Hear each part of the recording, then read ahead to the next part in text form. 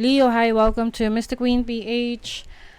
Titingnan natin ang energies ng inyong kaperahan, money, career, finances ngayong March 2025. If you're interested in private readings, meron tayong link sa description. At sa pinned comment, paka-check nyo na lang information kung paano mag-book for a private reading. And please subscribe to our channel to show your support, like, share this video, at comment na rin kayo kung kayo ay naka-resonate. Okay, Leo, let's see energies ng inyong kaperahan, money, career, finances for Leo. Peace, kapayapaan. Okay, so meron ditong peace of mind. So, ibig sabihin yan, may kapayapaan ka ng isip pagdating sa career mo, sa business mo, or sa finances mo. 'Di ba? So, ibig sabihin yan is, wala kang masyadong pinoproblema, wala kang iniintindi, wala kang issue. 'Di ba? Oo, walang gumugulo sa isip mo. Or for some of you, magkakaroon ka ng kaliwanagan ng isip pagdating sa decision na gagawin mo sa trabaho, sa career, sa business. You also have good cheer. So, someone in your life ay nagbibigay ng suporta sa'yo sa maraming bagay. Halimbawa, may gusto kang gawin. Subukan, gusto mo mag-business.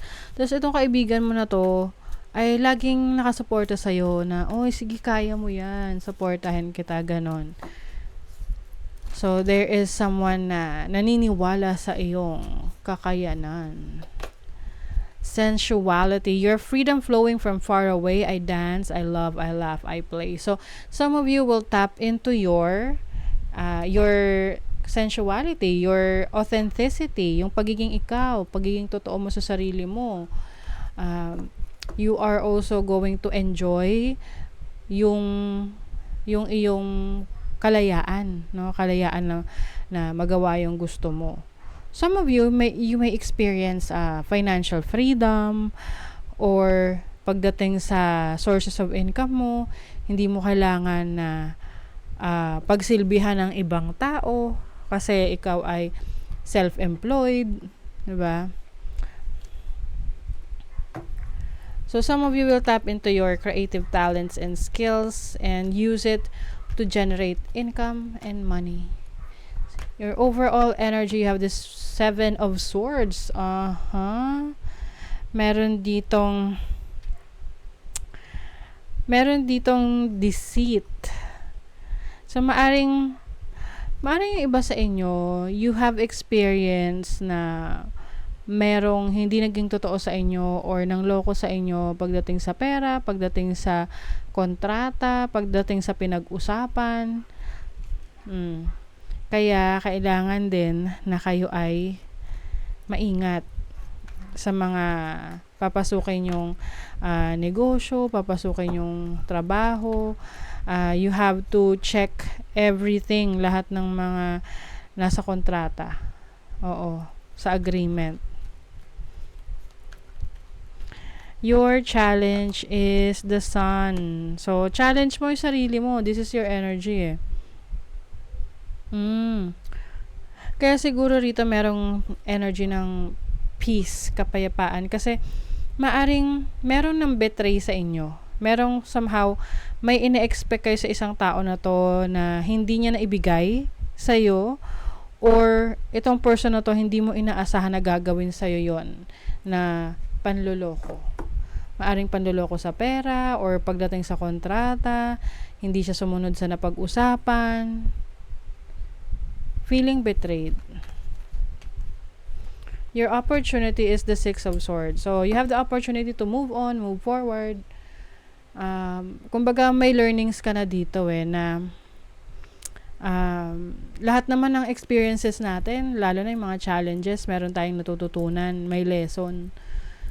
So, for some of you, yung lesson na yon, babaunin nyo, dala-dala nyo yung lesson na yon. Parang meron kayong gustong iwasan na conflict or issue or problema when it comes to finances, to pagdating sa trabaho. You may be in a toxic situation sa workplace.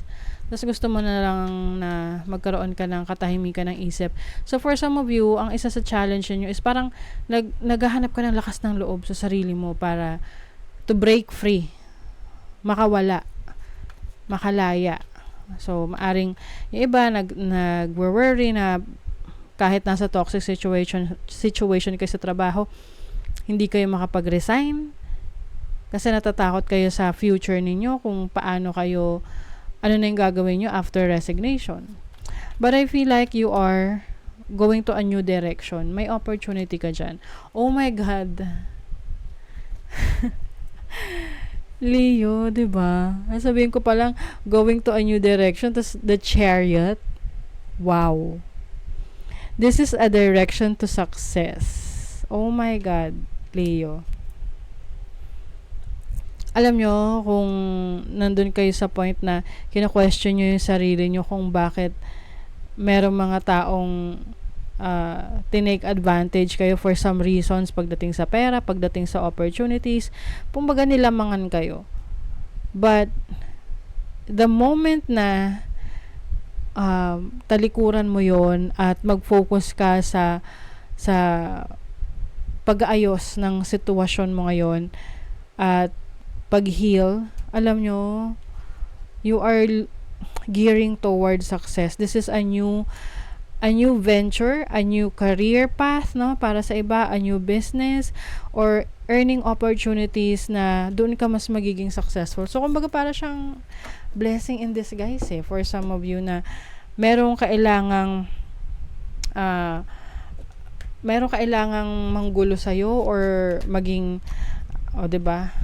Problema. Oo. Merong kailangan, kumbaga parang kailangan mong ma-hassle muna sa buhay, sa career, trabaho, business bago ka dalhin doon sa successful path for you. You are mastering your craft. 'Di ba? Another path na naman, very likely. You will master your path.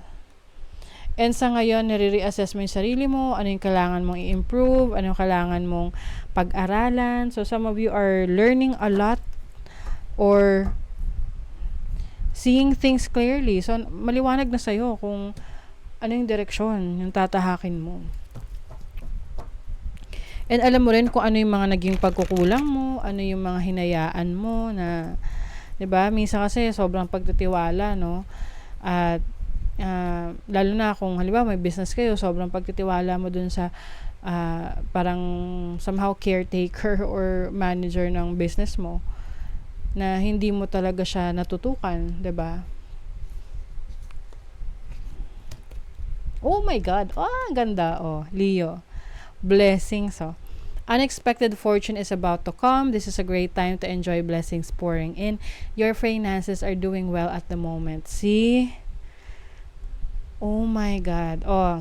Assistance. There are some resources that you have overlooked that would help you resolve your financial issues.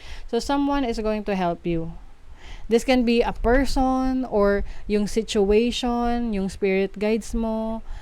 This is divine assistance. You may need some adjustments with your spending, yes. So, yung iba sa inyo, dahil nga sa na-experience nyong challenges sa finances nyo, marami kayong natutunan na kailangan nyo palang maghinay-hinay sa paggastos or mag-focus sa pag-iipon. Kumbaga, mas maging maingat sa mga taong pagkakatiwalaan sa pera, sa mga desisyon na papasukin, kontrata na papasukin. So, yung learnings mo na yon, madadala mo yon papunta doon sa bago mong direction. Honor your own time of harvest. Offer your gifts and blessings as service to the greater good. So, some of you will also share your experience sa iba para somehow ma-inspire din sila sa pinagdaanan mo. 'Di ba maraming ganyan yung mga success stories? Your dreams and desires are calling you to action. The journey begins today. Ayan na. The journey begins today dito sa pangarap mo para ma-achieve mo na siya. And I think you are on that path already. Nandun ka na sa landas na yan. Kailangan dyan ipagpatuloy mo na lang at maging open ka rin sa tulong ng iba if there is someone na willing to mentor you, to teach you, to train you, 'di ba? Ayan, ang ganda. So that is your reading, Leo. Thank you so much. See you again.